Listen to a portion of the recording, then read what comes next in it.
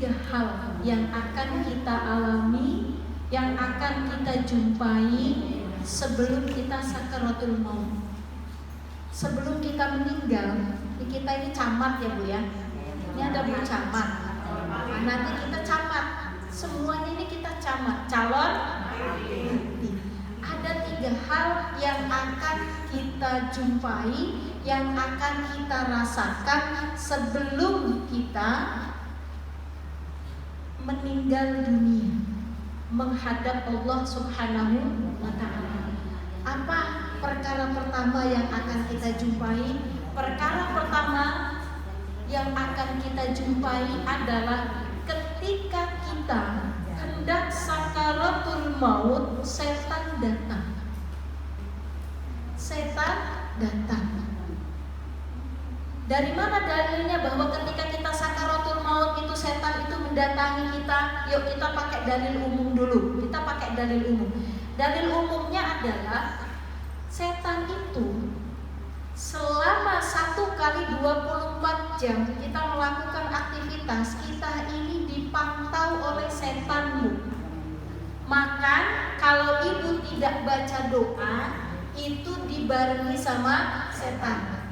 Minum, tidak baca bismillah, juga dibarengi sama setan. Masuk rumah, tidak ketuk pintu, ucapkan salam, baca bismillah, setan juga ikut masuk. Itu dalil umumnya. Makanya baginda Rasul itu pernah tersenyum ketika melihat sahabatnya yang sedang makan. Dia lupa baca doa, tapi di tengah-tengah dia kemudian ingat dan dia baca doa. Bismillahi awwaluhu wa akhiruhu. Ini ibu kalau mau makan kan bacanya di awal ya. Allahumma barik lana fima razaqtana wa qina adzabannar. Kalau lupa melihat makanan enak, lapar, wah kata Bu Yati mantap bener ini ramen, langsung diambil dimakan. Baru 3 sendok ingat, astagfirullah, belum baca doa. Baca bismillahi awwaluhu wa akhiruhu. Itu yang terjadi pada sahabat baginda Rasul. Lantas kemudian Rasulullah itu kan bisa melihat setan ya Bu ya. Bisa melihat, beda sama kita ditutup ya. Itu setan itu ketika sahabat ini membacakan doa itu, dia muntahkan kembali makanan yang dia makan, dia muntahkan kembali minuman yang dia minum. Ini dalil umumnya begitu Bu. Bahkan mau hubungan badan saja kita harus berdoa. Allahumma jannibna syaitan wa jannibis syaitan nama rozak. Nanti kalau mau mulai Allahumma jannibna syaitan wa jannibis syaitan nama rozak. Kalau sudah keluar itu doa lagi. Allahumma ja'alhu waladan sholihan. Begitu. Jadi mau melakukan baca doa, setelah keluar juga baca doa. Ya, Allahumma ja'alhu waladan sholihan. Di dalam hati. Di dalam hati. Itu nanti setan gak ikut barengin kita Bu. Tapi kalau misalkan kita main sama suami begitu saja, setan ikut main Bu. Setan ikutan bareng itu kerjain kita sama suami itu. Ya, itu dalil umum. Bagaimana tentang dalil khusus tentang bagaimana setan itu mendatangi kita ketika sakaratul maut? Yuk kita cek satu hadis yang diterangkan oleh Imam Ahmad. Ya, yang diterangkan oleh Imam Ahmad bahwasanya Imam Ahmad itu ketika mendapati Abdullah sedang sakaratul maut, kemudian dibacakan la ilaha illallah. Kemudian tiba-tiba Imam Ahmad ini berkata sama Abdullah putranya itu, pergi. Nah, ini kan aneh. Bapak saya bacain la ilaha illallah nyuruh pergi, gitu ya. Kata Abdullah, kata Imam Ahmad, yang saya suruh pergi itu bukan kamu nak, tapi setan yang ada di kanan kiri. Tuh anakku sudah baca la ilaha illallah, pergi kamu, pergi. Lagi ngapain setan tuh? Ada di samping kanan, ada di samping kiri, sedang membisikkan kepada Imam Ahmad untuk pindah agama. Udah kamu murtad aja, kamu masuk aja agama Yahudi, kamu masuk aja ke agama Nasrani. Makanya disuruh pergi setan itu. Makanya Bu, kalau orang yang lagi sakaratul maut, jangan ditinggal. Berikan waktu kita untuk dia. Berikan waktu kita untuk orang yang kita sayangi. Dan cara menalkinkan itu nggak buru-buru Bu. Enggak, la ilaha illallah, ayo ngomong, la ilaha illallah, la ilaha illallah. Enggak begitu, pelan-pelan, bisikin di telinga kanan, la ilaha illallah. Biarkan dia mencerna, karena dia lagi gulat sama setan tuh. Bisa jadi setan itu menjelma saya karena ibu itu ngaji sama saya. Bisa jadi setan itu menjelma menyerupai saya, ngomong kepada ibu, yuk ikut saya. Itu hati-hati. Setan itu bisa berubah wujud. Yang jelas perkara pertama yang akan kita temui, yang akan kita rasakan ketika kita sakaratul maut, ya, ketika kita sakaratul maut, kejadian pertama adalah setan itu menggoda kita dari sebelah kanan, dari sebelah kiri. Makanya jangan ditinggal ya Bu ya. Kalau ada suami atau anak kita atau menantu kita atau ada ayah atau ada ibu, orang-orang yang kita sayangi, atau misalkan ibu mau memanggil seseorang, ini boleh ya, boleh. Kita misalkan tidak bisa nih, gemeter nih, panggil ustadz yang ada di dekat rumah kita, Pak Ustadz tolong dampingin ibu di samping. Itu yang nangis-nangis itu suruh diem, suruh keluar aja kalau nanti nangis Mas, lucek. Iya Bu, karena itu lagi sakit, lagi mencerna. La ilaha illallah itu mencerna. Yang ini baca la ilaha illallah, setan terus membisikin. Mubeng kan kalau ada yang nangis. Makanya kalau lagi sakarat itu jangan nangis, berisik, gak ada kuncinya. Yang ngaji juga diam dulu, berhenti dulu, berhenti. Kalau sudah sakaratul maut, nanti saya terangkan di akhir ciri-ciri. La ilaha illallah, diam. Jangan ajak ngobrol. Bu, pengen minum nggak? Iya. Nanti kalimat terakhir ini iya. Ya, sampai dia mengucapkan la ilaha illallah. Iya Bu. Kalau dia sudah ngomong la ilaha illallah, itu berhenti. Ya, ibu berhenti. Jangan diobrolin. Khawatir kalau ngobrol nanti dia jawab. Kalau jawab nanti kalimat terakhirnya air. Nah, berarti kalimat terakhir dia minta air. Paham ya Bu ya? Jadi setan itu akan datang menggoda kita ketika kita sakaratul maut. Apa kejadian kedua? Kejadian kedua ketika kita akan sakaratul maut itu ketika kita melihat kepada malaikat. Kita melihat kepada rombongan malaikat. Rasulullah SAW ya, dari Bara bin Azib dijelaskan, idza kana mu'min fi inqita'i minad dunya wa iqbalu minal akhirah nazala malaikah. Ketika seorang mukmin berpindah, ya, dia berpindah akan pulang dari berpindah dari dunia menuju alam akhirat. Dia melewati sakaratul maut. Yang dia lihat selain ada setan, dia juga melihat kumpulan malaikat Bu. Malaikat yang datang ketika kita mau wafat itu, mau dicabut nyawanya itu bukan satu, rombongan. Yang datang rombongan. Kemana kita melihatnya?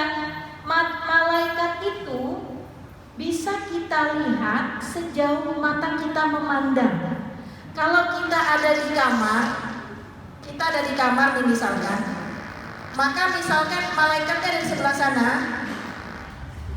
itu kita akan memandang mata kita ke arah sana. Makanya kalau orang yang lagi sakaratul maut itu kadang melotot, merem lagi gitu kan. Kadang lagi begini mencangkak lagi, merem lagi. Kenapa? Karena dia melihat sesuatu yang tidak pernah dia lihat sebelumnya. Apa itu?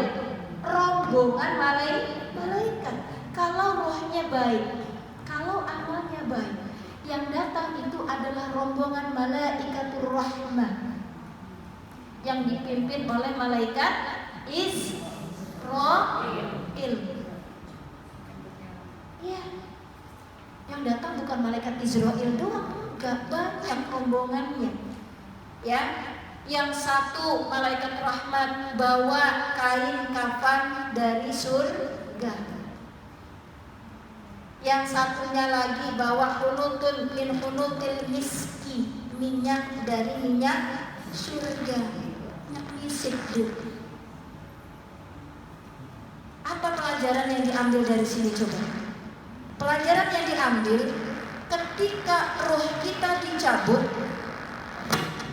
akan mendapati malaikat-malaikat yang kita lihat yang belum pernah kita lihat sebelumnya. Malaikat-malaikat yang kita lihat yang belum pernah kita lihat sebelumnya. Maka dilihat Bu, ada malaikat Israel, ada malaikat rahmat, bawa kain kafan, bawa minyak misik. Apa pelajarannya Bu? Kok ada malaikat yang bawa kain kafan? Pelajaran pentingnya adalah ketika ruh yang dicabut oleh malaikat Israel itu ditutup sama kain kafan, apalagi kita yang masih hidup. Ruh yang dicabut itu langsung ditutup sebelum dia menghadap Allah. Sebelum dia menghadap Allah dicabut itu ditutup dulu Bu, dibungkus dengan kain kafan. Bagaimana prosesnya? Turun malaikat Israel. Kemana turunnya? Ke atas kepala. Ke atas kepala. Kalau amalnya baik, maka persis seperti jatuhnya air dari daun keladi ya, alas ya, gampang. Misalkan amal kita selama di dunia ini buruk, Bu, jelek, suka ngomongin orang, tidak suka membantu fakir miskin, nggak pernah sedekah, suka menghujat, suka menggunjing, zina, fitnah disebarkan kemana-mana. Yang datang itu malaikatul azab. Maka cara nyabut nyawa ini dipaksa Bu, dipaksa. Sakaratul maut itu sangat sakit. Sakaratul maut itu sakit Bu, sakit. Ibu tahu kain sutra nempel ke duri? Tahu kain sutra nempel ke duri, lagi pelan-pelan aja robek, betul nggak? Apalagi ditarik paksa. Persis seperti itu Bu. Atau seperti kambing yang dikuliti hidup.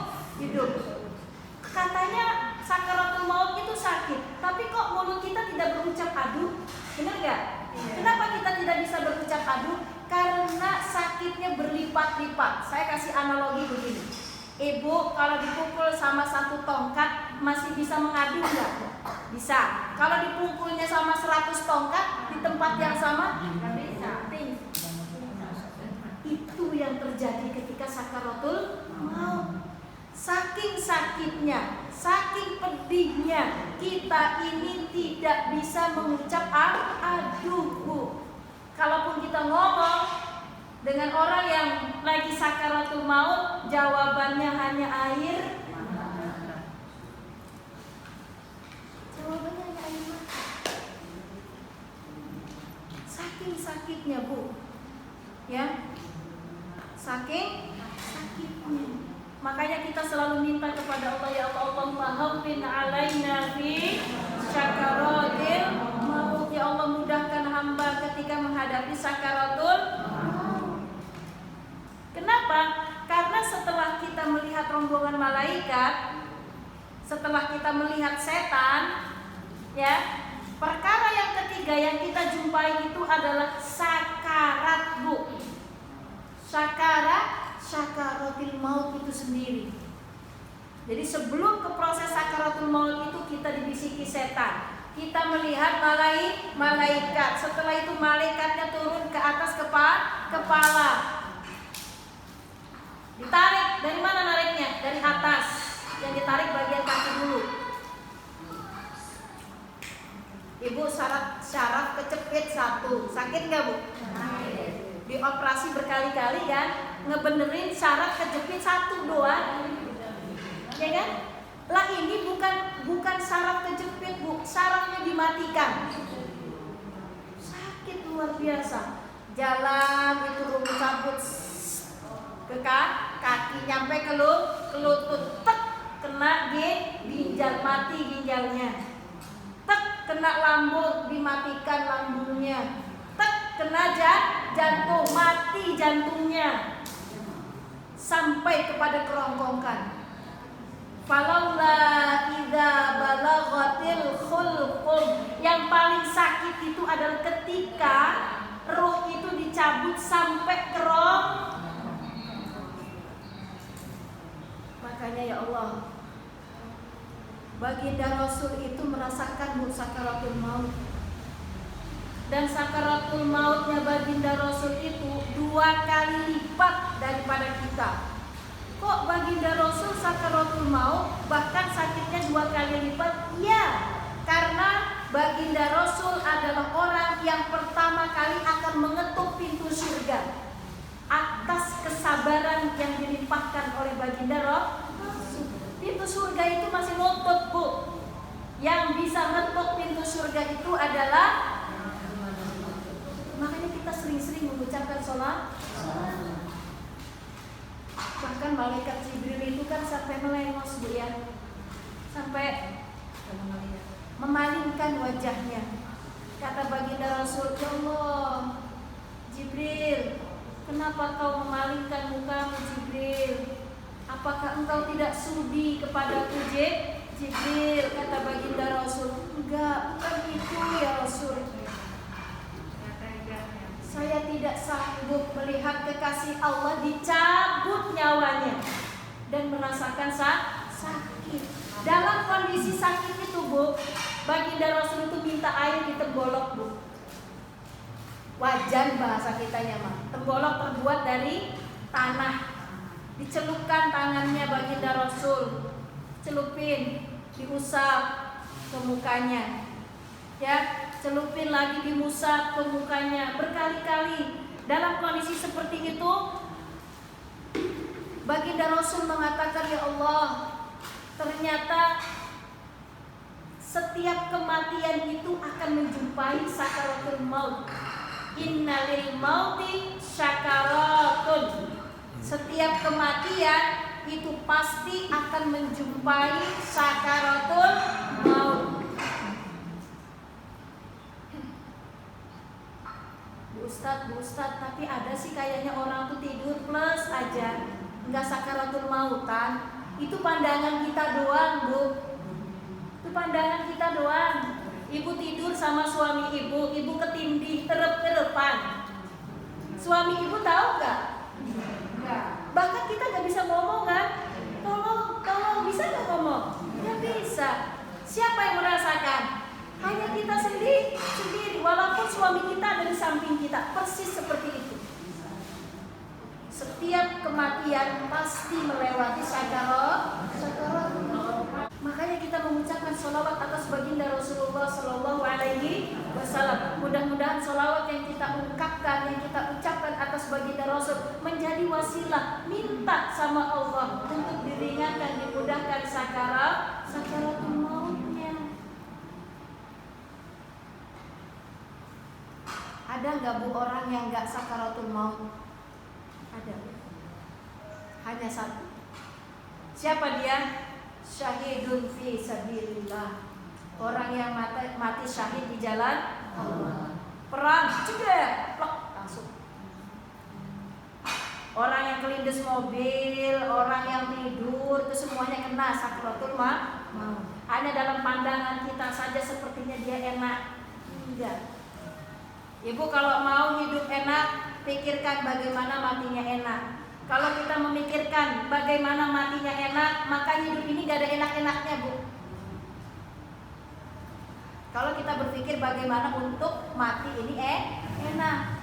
Kebanyakan kita ini berpikir bagaimana supaya hidup enak, tapi lupa memikirkan bagaimana supaya mati kita enak. Apa yang terjadi, Bu, setelah ruh itu dicabut, Bu? Mau lanjut? Ya, lanjut. Karena hadis yang bab ini cuma satu, makanya saya adakan selingan untuk mengingat kita. Ya. Apa yang kemudian yang terjadi ketika roh ini sudah dicabut sampai kerongkongan, sampai mata, ucapkan salam perpisahan, melotot mata ke atas, langit-langit tembok, betul? Karena melihat malaikat tadi, tutup. Dibawa roh ini, dibungkus, dibawa ke langit. Antara satu langit dengan langit lainnya perjalanannya 500 tahun, Ibu. Ya, dari langit pertama ke langit kedua 500 tahun, dari langit kedua ke langit ketiga 500 tahun, sampai ke langit ketujuh hendak mengetuk arsy-Nya Allah. Kata Allah, kembalikan dia ke jasad di mana aku ciptakan dia. Setelah ruh ini naik, dikembalikan ke jasad. Disitulah munkar nakir mulai datang. Begitu prosesnya. Ya, disitulah munkar nakir mulai datang. Ditanya, siapa Tuhanmu? Siapa nabimu? Kan begitu. Apa kitab sucimu? Di mana kiblatmu? Apakah mulut kita bisa berucap enak seperti sekarang? Tergantung amalnya. Ketika mudah-mudahan kita semua dimudahkan oleh Allah dalam menjawab pertanyaan munkar nakir, ketika semuanya bisa kita jawab, apa yang akan terjadi? Sodako abdi, kata Allah, wahai munkar dan nakir, hambaku yang ada di dalam kubur tadi itu benar. Maka ketika sudah dikatakan benar, akan ibu dapati, akan kita dapati dua perkara. Satu, dibuka tirainya. Set. Tirai apa itu? Tirai antara alam barzakh, alam kubur dengan surga. Kelihatan, Bu, tapi gak bisa masuk. Kelihatan doang. Ya. Nikmat yang kedua adalah nanti kita ditemenin. Kalau sendirian kan gak seru, Bu, ya. Nanti setelah kita mendapati tirai itu terbuka, surga kelihatan di mata kita dari alam barzakh itu. Yang kedua adalah kita akan ditemani oleh orang-orang yang bagus, orang-orang yang soleh. Siapa mereka? Amal kita, Bu. Nih, saya sholatmu, saya zakatmu, saya sedekahmu, saya bacaan Al-Quran. Namun sebaliknya, Bu, kalau kita tidak pernah memikirkan bagaimana hidup ini, mati ini agar enak, yang terjadi itu dibuka tirainya antara dia dengan neraka. Yang datang itu orang-orang yang jelek, menyeramkan. Ibu usir dia itu gak akan pergi, Bu, gak mau dia. Udah sih sana kamu pergi, enak aja. Waktu di dunia kamu demen banget sama saya. Emang kamu siapa? Saya adalah riba yang sering kau pinjam. Saya adalah minuman yang sering engkau tenggak. Saya adalah saudaramu yang sering kau gunjingkan semasa hidupnya. Kerowok, Bu, mukanya, Bu. Ibu usir dia gak mau pergi. Kenapa? Karena ibu demen banget itu sama orang-orang itu ketika di dunia. Jadi subhanallah, kita harus terus memikirkan bagaimana caranya supaya mati kita enak. Hidup enak perlu, karena ketika hidup kita enak, nyaman, ibadah tenang, kan begitu ya. Pikiran juga tenang, fokus untuk ibadah, ya kan? Tapi jangan lupa bagaimana juga kita memikirkan supaya mati enak, supaya kita nanti tidak banyak orang yang nuntut di belakang kita. Itu contoh Bu Fadila. Ya Allah, saya ini temannya Bu Fadila. Bu Fadila dulu pernah ngomongin saya, ya Allah. Ada hak sesama manusia. Ya Allah, Bu Fadila dulu utang sama saya, ya Allah, 100.000 belum dibayar. Nanti amal itu akan ditimbang di sana. Habis, bangkrut di akhirat. Bangkrut di dunia paling seumur hidupnya manusia. Tapi kalau bangkrut di akhirat, selama Masya Allah.